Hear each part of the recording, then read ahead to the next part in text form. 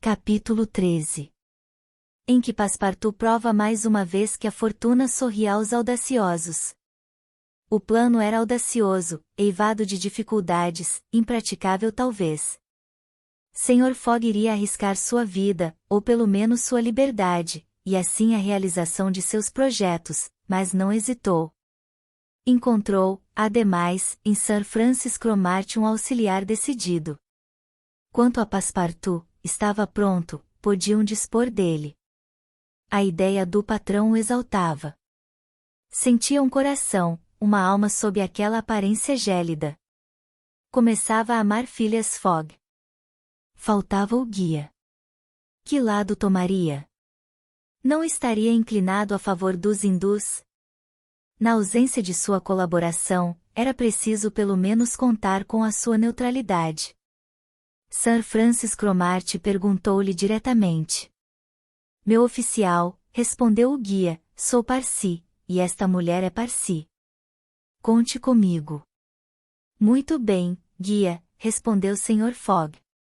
Entretanto, saibam bem, retomou Parsi, não arriscamos apenas a vida, mas a suplícios horríveis, se formos pegos. Por isso, reflitam. Está refletido, respondeu Sr. Fogg. Penso que devemos esperar a noite para agir? Penso mesmo, respondeu o guia. Este bravo indiano deu então alguns detalhes sobre a vítima. Era uma indiana famosa por sua beleza, de raça Parsi, filha de ricos negociantes de Bombaim. Tinha recebido naquela cidade uma educação absolutamente inglesa, e por suas maneiras, por sua instrução, qualquer um a creria europeia. Chamava-se Aouda.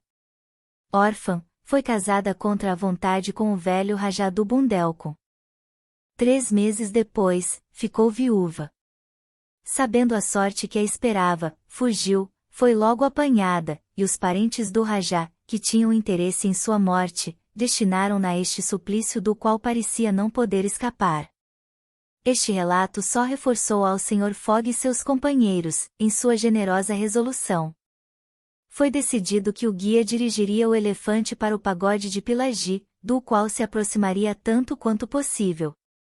Cerca de meia hora depois, pararam sob um arvoredo, a 500 passos do pagode, que não podiam avistar, mas o alarido dos fanáticos se fazia ouvir distintamente. Discutiram então os meios de chegar perto da vítima.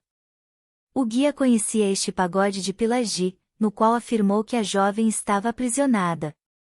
Poderiam penetrar por uma das portas, quando todo o bando estivesse mergulhado no sono do entorpecimento, ou seria preciso fazer um buraco na muralha?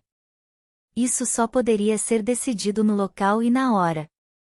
Mas do que não havia nenhuma dúvida era que o resgate deveria ser realizado naquela mesma noite, e não quando, ao raiar do dia, a vítima seria conduzida ao suplício. Nesse instante, nenhuma intervenção humana seria capaz de a salvar. Sr. Fogg e os seus companheiros esperaram a noite. Assim que escureceu, por volta das 6 horas, resolveram fazer um reconhecimento em volta do pagode. Os últimos gritos dos faquires então se extinguiam. Seguindo seu costume, estes indianos deviam estar mergulhados no pesado entorpecimento do Heng, ópio líquido, misturado com uma infusão de cânhamo, e seria talvez possível se esgueirar por entre eles até o templo. O Parsi, guiando o Sr. Fogg, Sir Francis Cromarty e Passepartout, avançou sem barulho através da floresta. Depois de rastejarem 10 minutos sob os ramos, chegaram à borda de um pequeno rio, e ali, à luz de tochas de ferro na ponta das quais ardiam resinas, distinguiram um monte de madeira empilhada. Era a pira, feita de precioso sândalo, e já impregnado com um óleo perfumado. Em sua parte superior, repousava o corpo embalsamado do Rajá, que deveria ser queimado ao mesmo tempo que sua viúva. A 100 passos desta pira elevava-se o pagode, cujas torres atravessavam na sombra a copa das árvores. Venham! Disse o guia em voz baixa. E, com precaução redobrada, seguido por seus companheiros, esgueirou-se silenciosamente pelo matagal. O silêncio só era interrompido pelo murmúrio do vento nos galhos. Logo o guia parou na extremidade de uma clareira. Algumas resinas iluminavam o lugar. O solo estava juncado de grupos que dormiam, prostrados pelo entorpecimento. Parecia um campo de batalha coberto de mortos. Homens, mulheres e crianças todos confundidos. Alguns entorpecidos ainda roncavam, aqui e ali. Ao fundo, entre as árvores, divisava-se distintamente o templo de Pilagi. Mas, para grande desapontamento do guia, os guardas do Rajá, iluminados por tochas fuliginosas, vigiavam as portas e passeavam de um lado para outro, o sabre desembainhado. Poderiam supor que no interior os sacerdotes também vigiassem. O Parsi não foi mais longe. Reconhecera a impossibilidade de forçar a entrada do templo, e fez recuar seus companheiros. Phileas Fogg e Sir Francis Cromarty tinham compreendido como ele que nada poderiam tentar por este lado. Pararam e se consultaram em voz baixa. Esperemos, disse o general de brigada, são só 8 horas ainda, e é possível que estes guardas sucumbam também ao sono. É possível, com efeito, respondeu o Parsi. Phileas Fogg e os seus companheiros estenderam-se pois ao pé de uma árvore e esperaram. O tempo lhes pareceu longo. O guia deixava-os às vezes e ia observar a orla do bosque. Os guardas do Rajá continuavam a velar à luz das tochas, e uma vaga luz filtrava através das janelas do pagode. Esperaram assim até a meia-noite. A situação não mudou. Mesma vigilância do lado de fora. Era evidente que não se podia contar com o sono dos guardas. O entorpecimento do Heng lhes tinha sido provavelmente poupado. Era preciso portanto agir de outro modo e penetrar por uma abertura feita nas muralhas do pagode. Restava a questão de saber se os sacerdotes vigiavam junto à sua vítima com tanto zelo como os soldados à porta do templo. Após uma última conversa, o guia disse que estava pronto para partir. Sr. Fogg, Sir Francis e Passepartout seguiram-no. Deram uma volta bem longa, para chegarem ao pagode pelos fundos. Por volta de 00:30, chegaram ao pé dos muros sem terem encontrado ninguém. Nenhuma vigilância tinha sido estabelecida daquele lado, mas na verdade não havia nem portas nem janelas.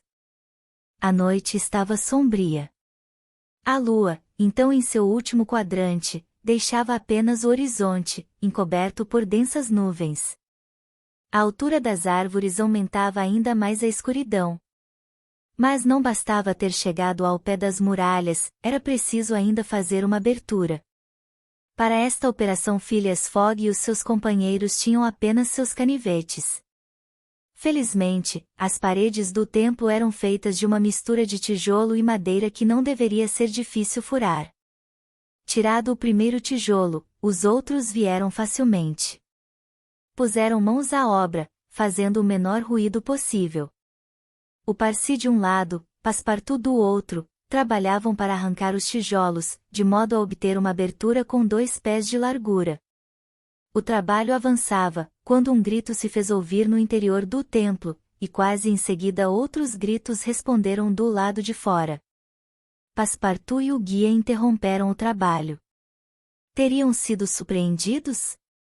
Seria um sinal de despertar? A prudência mais elementar recomendaria que se afastassem, o que fizeram ao mesmo tempo que Phileas Fogg e Sir Francis Cromarty. Esconderam-se novamente sob a cobertura do bosque, esperando que o alerta, supondo-se que fosse se dissipasse, e prontos, neste caso, a recomeçar a operação. Mas, contratempo funesto, guardas apareceram no fundo do pagode, e postaram-se ali impedindo qualquer aproximação. Seria difícil descrever o desapontamento destes 4 homens, detidos em sua obra. Agora, que não poderiam mais chegar até a vítima, como a salvariam? Sir Francis Cromarty mordia os punhos. Passepartout estava fora de si, e o guia tinha alguma dificuldade em contê-lo.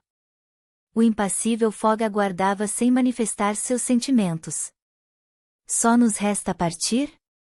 Perguntou o general de brigada em voz baixa. Só nos resta partir, respondeu o guia. Esperem, disse Mr. Fogg. Basta que eu esteja amanhã em Allahabad antes do meio-dia. Mas o que espera? Respondeu Sir Francis Cromarty. Em algumas horas o dia vai aparecer, e a oportunidade que nos escapa pode voltar a se apresentar no momento supremo. O general de brigada teria desejado poder ler nos olhos de Phileas Fogg. Com o que contava este frio inglês? Quereria, no momento do suplício, lançar-se em direção à jovem e arrancá-la abertamente de seus algozes? Seria uma loucura, e como admitir que este homem fosse louco a tal ponto? Apesar de tudo, Sir Francis Cromarty consentiu em esperar até o desenlace daquela terrível cena. Todavia, o guia não deixou os seus companheiros no lugar onde se tinham refugiado, levou-os para a parte anterior da clareira. Dali, ocultos por algumas árvores, podiam observar os grupos adormecidos. Enquanto isso, Passepartout, empoleirado nos primeiros galhos de uma árvore, ruminava uma ideia que havia a princípio atravessado seu espírito como um relâmpago, e que acabara por incrustar-se em seu cérebro. Havia começado por se dizer, que loucura! E agora repetia, por que não, apesar de tudo? É uma probabilidade, talvez a única, e com os brutos assim. Em todo caso, Passepartout não elaborou este pensamento, mas não tardou a deslizar com a agilidade de uma serpente sobre os ramos baixos da árvore cuja extremidade se curvava para o solo. As horas corriam, e logo algumas tonalidades menos sombrias anunciaram a aproximação do dia. Contudo, a escuridão era ainda profunda. Chegara o momento. Houve como que uma ressurreição daquela multidão adormecida. Os grupos se animaram. Batidas de tantãs ressoaram. Cantos e gritos ecoaram novamente.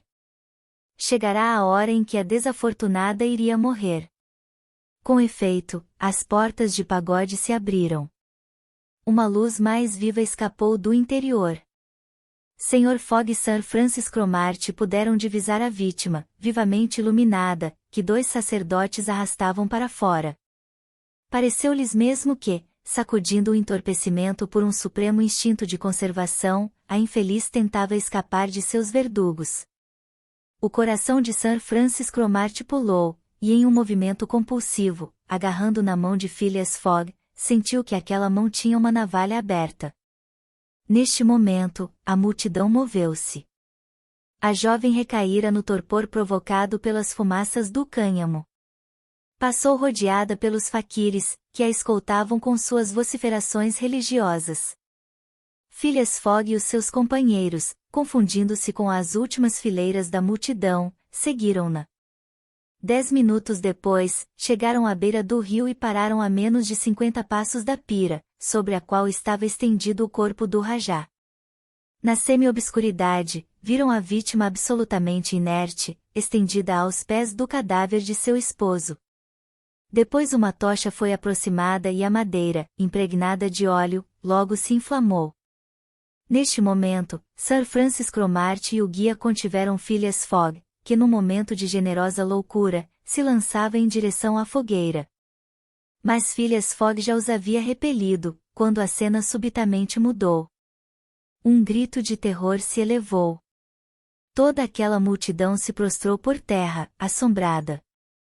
O velho Rajá não estava, então, morto, porque o viram erguer-se de repente como um fantasma, levantar a jovem em seus braços, descer da pira no meio de turbilhões de fumo que lhe davam uma aparência espectral.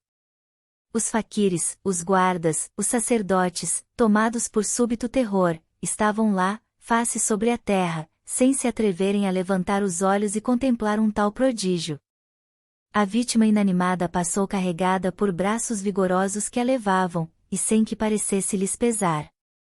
Sr. Fogg e Sir Francis Cromarty tinham ficado de pé. O Parsi curvara a cabeça, e Passepartout, sem dúvida, não estaria menos estupefato. O ressuscitado chegou perto do local onde estavam Sr. Fogg e Sir Francis Cromarty, e aí, com voz grave: "Fujamos", disse. Era Passepartout em pessoa que deslizara até a pira no meio da fumaça espessa. Era Passepartout que, aproveitando a escuridão ainda profunda, tinha arrancado a jovem à morte. Era Passepartout que, desempenhando seu papel com uma audaciosa felicidade, passara incólume no meio do assombro geral. Um instante depois, todos os quatro desapareciam na floresta, e o elefante os transportava num trote rápido. Mas gritos, clamores e mesmo uma bala, que atravessou o chapéu de Phileas Fogg, fez-lhe saber que o logro tinha sido descoberto. Com efeito, sobre a pira em chamas distinguia-se agora o corpo do velho Rajá.